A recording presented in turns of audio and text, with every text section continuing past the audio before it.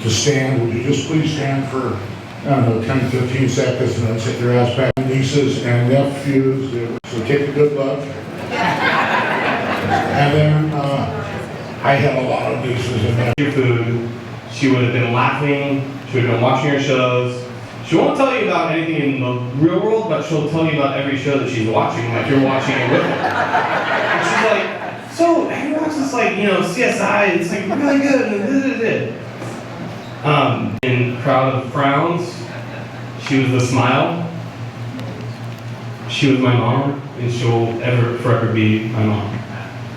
So everybody, hold your drink up. Give a toast to Deborah Joy, because she's with us right now. She didn't make one entree. I'm sorry, there was like 3 or 4. Abundance was always in her name, and she's also known as Gucci. Style or fashion. I didn't have enough memories with her, and that's what my heart is sad. Because I think we have more memories to make. I hope she forgives me for eating all the French fries on the Blake Shelton concert. Sorry, I was really drunk.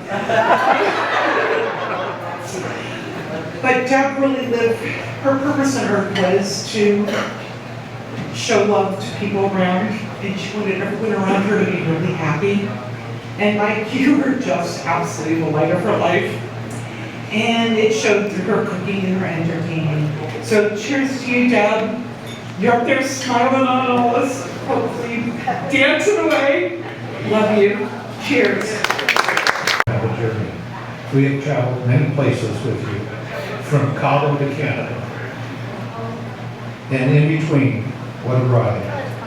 That road most traveled now will be memory lane. Today, there will be a traffic jam. All of us here today is because of your love, your generosity, your friendship. You are my sister from a different mister. Paul's my brother from a different mother. You can burp the alphabet. You can sing the farting song. You put the awesome in your cosmopolitans. Your down-to-earth sophistication. If laughter is the best medicine, you are the best doctor to administer. The memory of you will keep us alive until we meet again. Lucky, damn lucky to have 5 people in your life you call your best friends. And Deb was my first for many years, and I'm lucky to have a few others that I've had for 34 years. But I have had Deb in my life since Paul brought her into our lives. And good evening, everyone. I first met Debbie when she was still in high school. She came to our store in Gardena along with her brother. Her brother was kind of fixed cars in his garage before he did anything else. And he would come, he would pick her up from school, and he'd come and buy the supplies he needed. And then I kind of lost track of Debbie for a long time until she met Paul. And that was another whole thing. Like Dennis said, Debbie made Paul's life. She was a turning point for Paul, for sure, and most people around her probably know that. She was always very, very, well, when I first met her, she was kind of shy. But the second time, after she ran in and she started dating Paul, she was certainly not shy anymore. I don't know what happened with the shyness. And she never lost a friend. She was always your friend. It didn't matter how long she works. I have a lot of best friends, and I would consider her one of my 5. And I have to tell you this one little story. we were traveling and we were in Paul, and Paul was driving. And we were in the Suburban, or one of his big cars. And we have a 42-year-old son, and we have a 40-year-old son. Well, Mike always loved to come to our house because he thought he was the third Brady boy or something, you know. He just loved our neighborhood. We had a pool, everybody was there, everybody was swimming.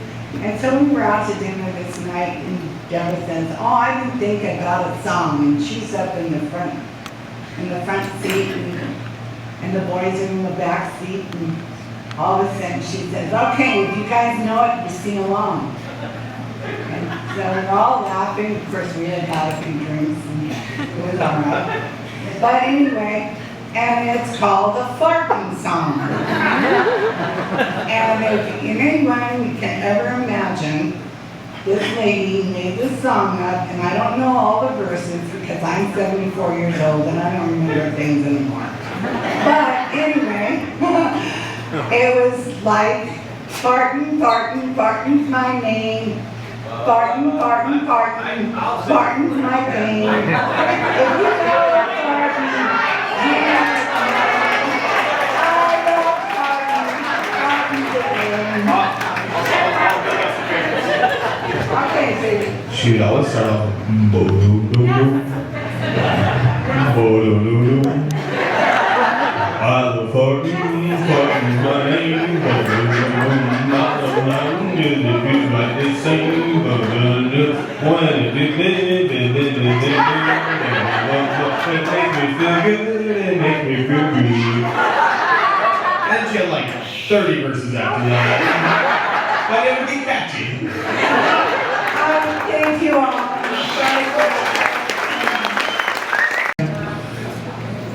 Deb. Deb was a very special person to my family and myself. I have a lot of great memories of Deb, and one of the things I really enjoyed doing is going out to lunch with Debbie and Paul. It takes care of It's very interesting. One of our last lunches that we had, Mike, you were the main topic of conversation. Always. Yes, about your future and your other half and what's going to happen to you. Your mother was just glowing and so happy. But the funniest thing that I loved going to lunch with Paul and Deb was to have them both talk to me at the same time. And one didn't know when to shut up and the other. So Deb would look at me and start having a conversation. I'd be nod my head to him, and Paul would chime in. I gotta look at him. But Deb won't stop, and Paul stops. So I gotta look at Paul out of respect. I say, Paul, I gotta listen to Deb. So I look at Deb, and I gotta nod my head, look at Paul. It just when lunch is done, I get whiplash at the end of the day. But you guys were a great couple. I loved hanging out with you, and one of the greatest things was the gifts that Deb would bring over to my little ones. I got a 6-year-old boy and a 4-year-old daughter. And what would kill my wife and I, the gifts would be a home run. The gifts would be a home run, much better than our gifts. For example, they brought a toy chest 3 years ago.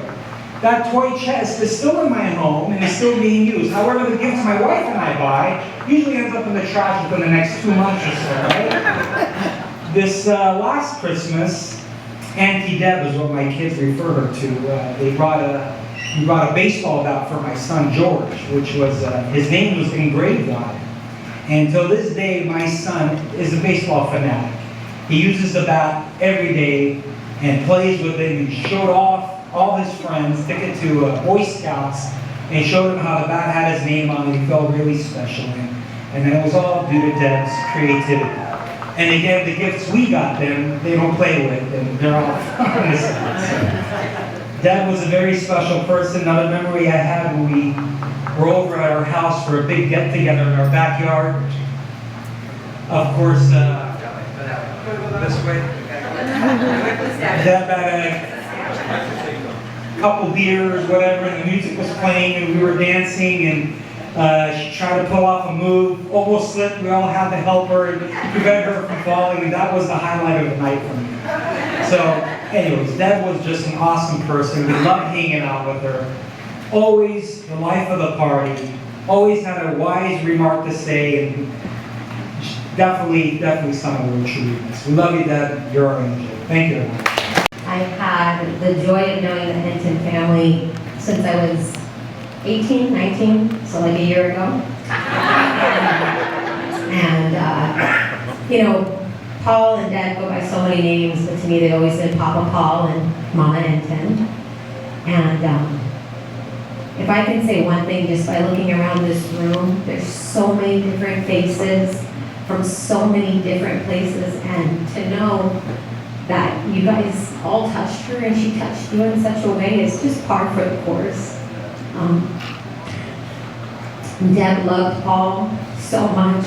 She loved Mikey more than anything. And she luckily got to meet Chloe and just fell in love with Chloe right away, just like we all did. And I know everyone's trying to, you know, tell light stories, and I'll tell you a quick one. We were shopping one day, and yeah, we were right. I couldn't find her in the store, and I was like, oh God, here we go, where's that? But I could hear humming, and I was like, oh great, now I know where she is. So I go over to her, and she had this pink shirt. And for those of you who don't know me, I do not wear pink. And she held this shirt up and she said, you know, you really should try to wear some color. You know, you really only wear black, and it's time to put some color into your wardrobe. And I said, Deb, I love you so much, but I can't do that. And she just looked right in my eyes. She got super stone-faced, looked in my eyes and said, you're such a little shit. And I went, okay, well there's my girl.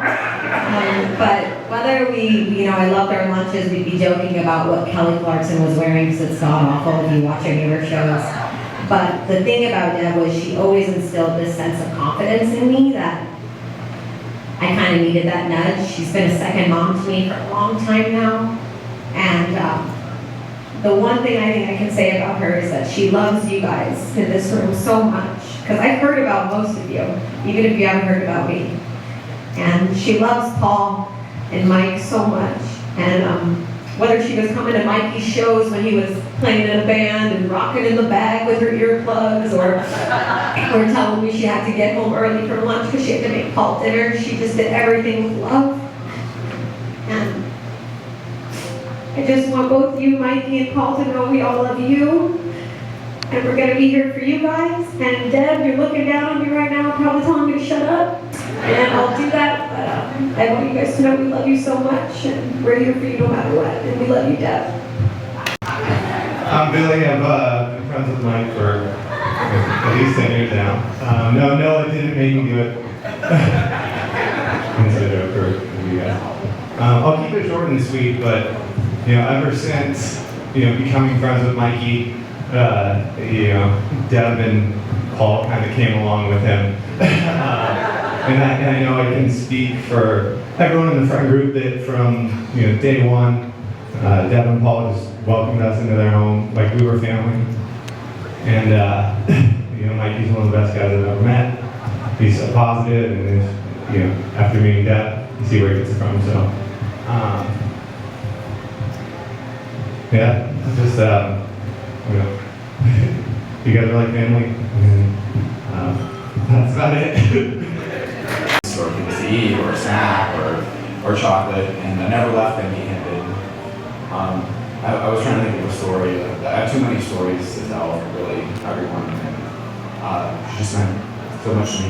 She taught me so much. But the story I'll tell, my first job ever was working at the paint store.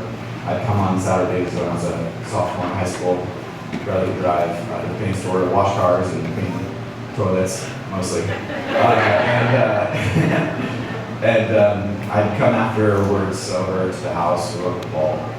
And whatever Uncle Paul paid me, Aunt Deborah always gave me a little extra.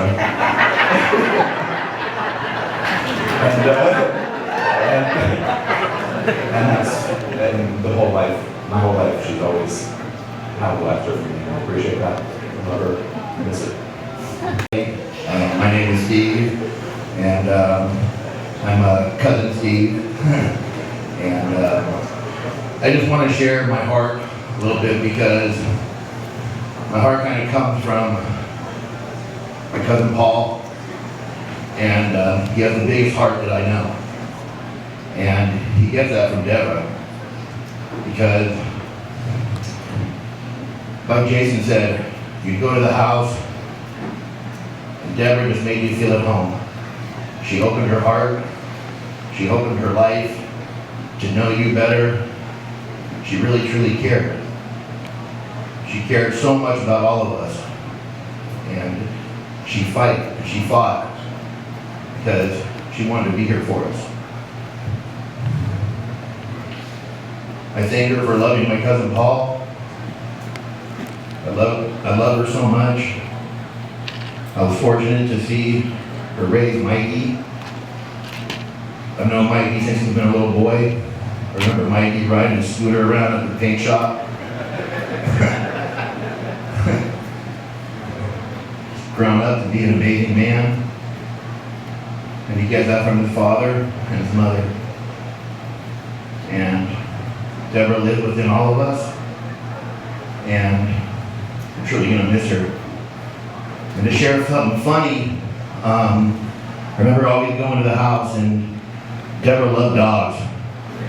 Benny and Freddie were her life. I mean, these dogs had 5 blankets, 100 bones, balls, brushes, special dog feeding mechanisms. I don't even know what was going on. And this past summer, I was real fortunate because I got to drive the dog home, and had a road trip with my son, Sebastian, from Washington all the way back down to Orange County. And Deborah trusted me to take the dog. And I felt so honored because I know how much she loved that dog. And when that dog got home to the house, Deborah gave me a big hug and was like, "Thanks for taking care of my baby." Mikey was there, and I was a little nervous because I was like, I'm taking care of this child. This is their dog. But we made it, and it was a journey that I won't forget this past summer. And I really love Deborah, and thankful to be here with all you guys today. And to Deborah.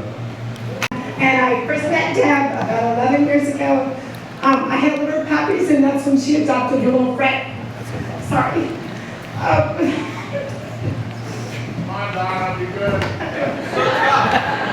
Can't do it. Anyway, about a month after she adopted Fred from us, I got a hold of Paul. Paul called me, and Deb called me. Apparently, she tripped over Fred and broke her leg, femur, but she break.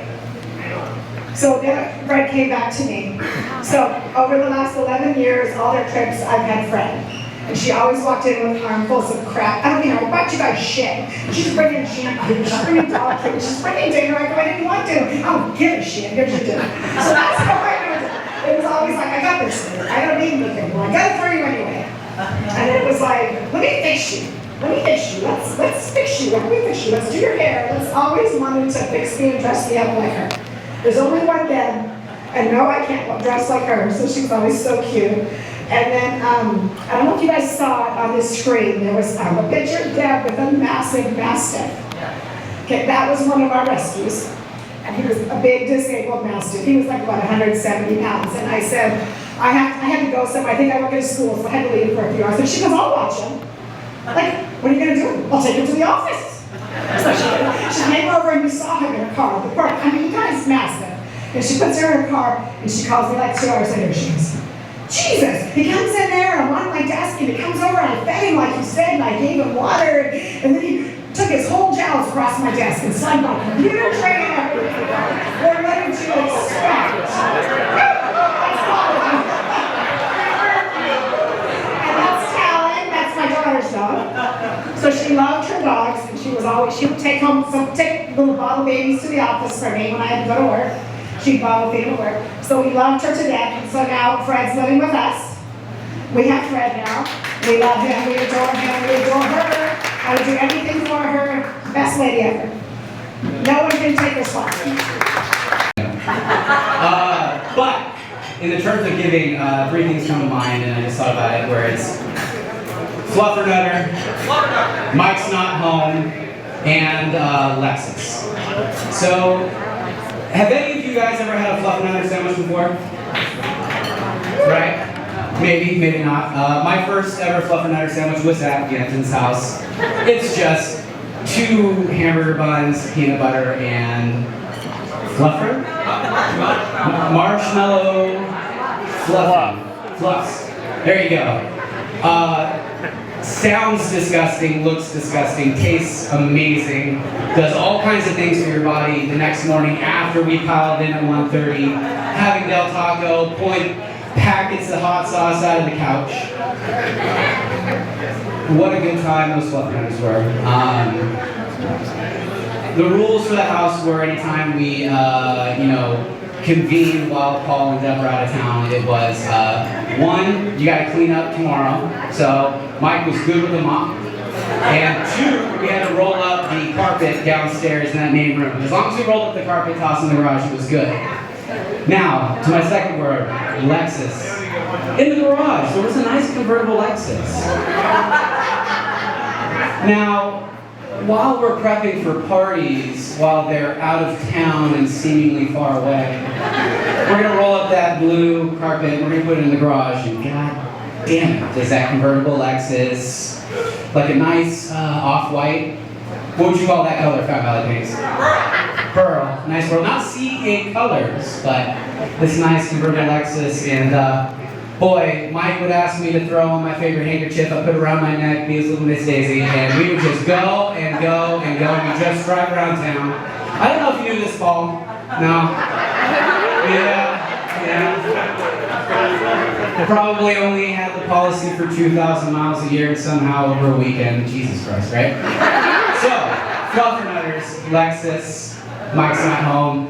The last little anecdote is one day, Mike's got me inspired to run. Mike's doing a lot of running. I live maybe like a mile and a half, not very far, but it's uphill both ways. One day I text Mike, hey man, I'm going for a run, feeling really juke, can't wait to see ya. And he's like, yeah, great, come, yeah, do it, dude. So he's hyping me up, I'm texting him the whole time. I'm like, I'm on my way, and I don't know what he thinks I'm saying. So I get up there, I knock on the door, Mike's house. The only people home are Deborah and Paul. Well, I open up, I got my headphones in, and just very confused. And it's like, hey, like, do I just come in, or what's going on? And the whole thing is, Mike's not here right now. So I called Mike, he's at work, he thought I was talking about something else. So while I'm there, it's, hey, do you want to come inside? You've been running a lot? I'm trying to get in shape. Now I'm inside, and she's offering this Fluffernutter. So counterintuitive, but now we got lunch. Now it's calling Jane, now we're ordering pizza, and it's just a good time. And then it comes down, and again, Paul, I don't think you remember this. This is where we tie it back into Lexus, where it's like, hey, let me ask you a question real quick. And we had a conversation about the mileage, and I was like, you know what? My heart rate's down, I gotta go home. And that was it. But to everybody said, what an amazing family. They always invited us in. And you couldn't be more welcome, you couldn't be more family. From the Vegas trips, from everything else. Like Sanaa said, a second mom, Pop Enton, Mom Enton. Cheers to everybody. You guys are amazing. Steve's name to us is Screamer Steve. He was the screamer on the band. It's good anyway, but this guy's awesome. Anyways, Steve's dad is a retired pilot for helicopters for the news station. And then we had a dream, or I made her a promise, because her dream was to have some of her ashes sprinkled over the Seas Candy Factory. So Mikey and I, Steve and his father, will be sprinkling a little of Deborah over the Seas Candy Factory.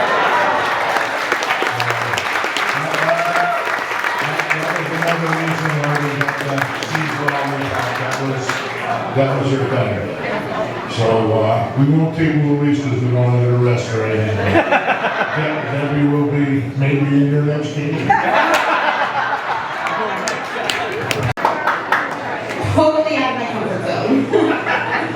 I'm just gonna say points of things that I remember.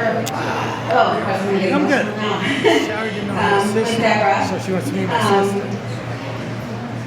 When you went anywhere with her and you were a female and you went to the bathroom with her, you would know she's there because you could hear a hum. And it would never stop. She just like the whole time, and she'd go around. You know this, right? Other things that remind me of her is shopping, of course. Anywhere we've had the pleasure of being or with them in Washington, Hawaii. Here is, if we ever went anywhere, she'd always give me a nudge. And me being the shopper that I am as well, we drive. So she's like, let's go in here, and we'd sneak in, and of course Paul would be there like, here we go again. Her generosity, her open heart. Anytime you went there, it was like a feast. Always, well, when she would talk and she'd laugh at something, you knew she had her snort. Which of course, always made you chuckle. But one story she once told me was my cousin Paul had a CPAP machine, and she would always joke around. So when the fart song came up, it would make me laugh because she said that she would fart in the machine. And that was true to Deborah's personality. So good ones for you. My name is Monica, and I just wanted to get up here briefly and represent the Buzinski side of the family. My grandparents were Jeanette, and my grandpa was David. The Buzinski's family. I am wearing my grandma's pendant and my grandpa's as well. And I just wanted to come up here and just, as I know that they would want me to say how much they loved and love Paul and Deborah. My dad's here in town, and my sister couldn't be here today, but my grandparents just would light up when they would see Paul and Jackie come in to their house.